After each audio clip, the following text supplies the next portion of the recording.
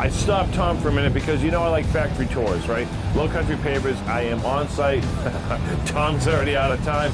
Tom, I swear this won't take as much time as you think it's going to take today. Okay. But I got to look around. Sure. How's it going, buddy? Good seeing you. First things first. This is nicer than I imagined. You have every paver that you make all out for customer service. That's awesome. We have a beautiful display. It's great when a customer can come and see everything all laid out. Let's go tour the factory if you don't mind and see how a paver is made. That's why I'm here, buddy. All right. Let's go. Let's do it.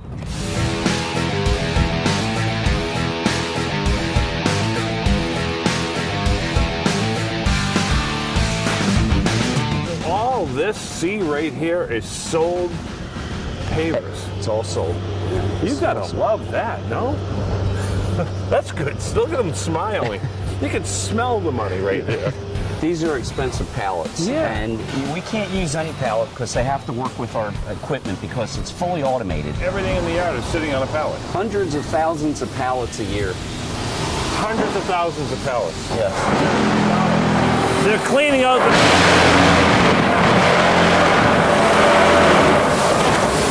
Obviously, we can't film in here. Tom's gonna ask them to shut it down for about 20 minutes so we can do a factory tour, because that is like killing my ears right now. I gotta find Tom. I don't know how this got made, right? Okay. So give me the second grade run through. So what we have right here, we have our aggregate bins, okay? Yep. We have granite and we have sand that go into the pavers. On each one of these bins, there's microwave moisture sensors, and it sends a signal through the bin, calculates how much moisture is in there. It sends it up into the mixer up here, Yep. and it deducts the amount of water. That is the mixer right there that we're looking at? Yes, sir. Okay. And then our two cement silos, we have silos, we have gray cement and white cement. The cement gets blown into the mixer, so now we have cement, sand, and granite. This is how a paver's made. Correct. Now we're inside. This is the color machine? This is the color machine. Gotcha. We have two different color reds, a yellow and a black. We make every color under the sun with these four colors. Does this go out to the mixer? It does. Yeah. It weighs up over here. Gotcha. And then once it has it weighed up, Yep. it closes it off, creates a suction, then it gets a giant burst of air and blows pigment all the way up into the mixer. Gotcha. Okay. So now everything's mixed. It fell onto the belt. Right. It comes up into the belt, into the top of the machine, you can see. We had him shut this down for a minute just so we could film because it's loud in here. We wouldn't be able to talk. We have red, tan, and charcoal up there. We'll have 3 batches of material. And then that belt kicks on and it drops on top of each other like Aqua Fresh toothpaste. Yep. And it comes down and drops into the machine here. The material goes in there and then that puts it into the mold and vibrates it and compacts it. That's the noise we heard from a mile away. Yeah, that's it. Every 10 seconds or something, or it better be, right? Every 15 seconds. It better be, sure. yeah.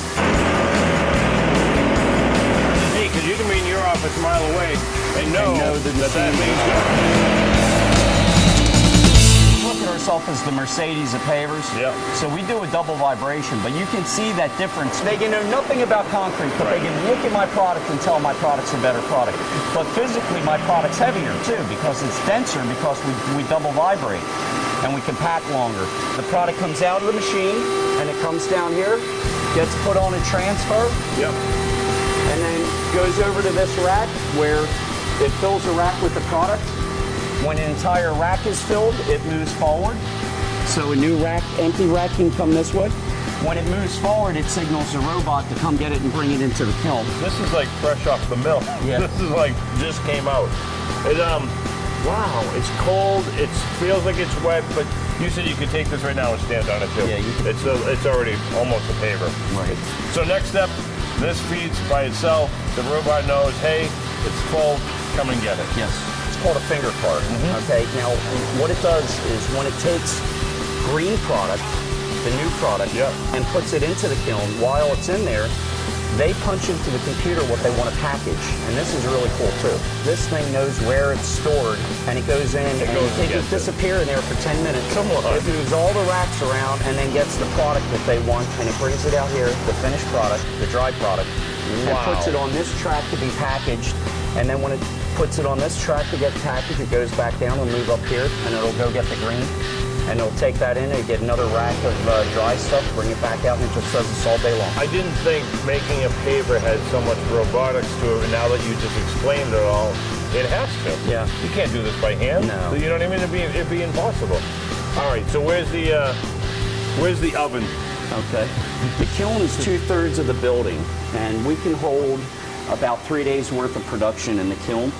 Wow. And here we go. Usually the door's shut, but we have the door open right now so you can see it. When this door is shut, concrete creates its own heat, so we don't have to heat it. All right. It heats itself, and that door shuts. It's like a tropical rainforest in here. It gets so hot and humid, which is why all the racks are covered with a thick layer of grease so they don't rust. Oh, these babies, these guys are ready to go. They get 75% of their strength after one night in the kiln.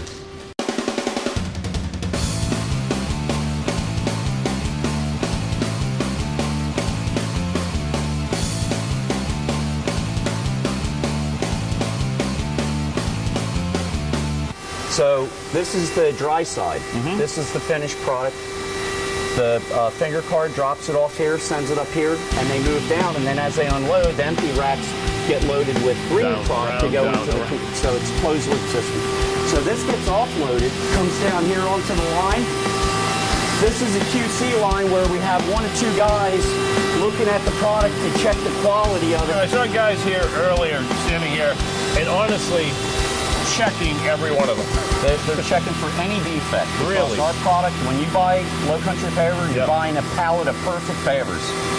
Perfect. No kidding. So we don't let anything go out, even if it has the slightest little defect in the face, we pull it off. You pull it out of here. So that's what they were doing, actually physically inspecting everything. That's what they do. And then down. Comes down here, this is an offloader. Yep. It pushes the pavers off of the metal production plate, the steel production plate, and it sends it down to the cuber where it's packaged.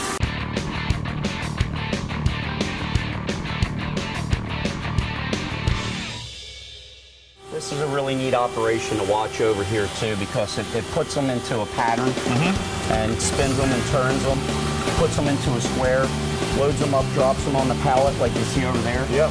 And then once the pallet's full, it moves forward, and then a wrapper automatically starts to wrap. Of course it does. Of course it's automatic. Thanks.